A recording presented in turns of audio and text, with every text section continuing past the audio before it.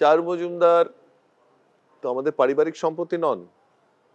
চারু মজুমদার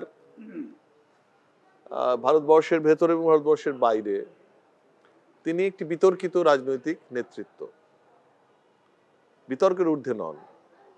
কেউ মনে করে তিনি খুনের রাজনীতির প্রবক্তা, আমরাও বলি আমরা নকশাল, আমরা একদম রাস্তায় দাঁড়িয়ে বলি আমরা নকশাল।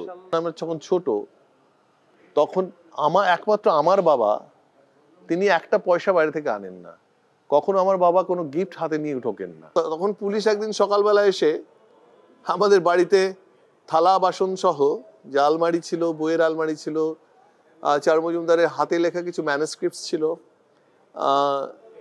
এই সমস্ত কিছু, খাট, সেসব ছিল, সব গুটিয়ে টুটিয়ে নিয়ে চলে গেল। মানে আমরা CPIML, communist party of India, Marxist Leninist.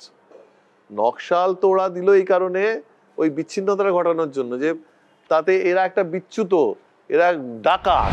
আজকেও গোটা পৃথিবীতে বাম আন্দোলনের ইতিহাসের মধ্যে নকশালবাড়িকে বাদ দিয়ে কেউ লিখতে পারবে? গোটা পৃথিবীতে বলুন তো, পারবে না।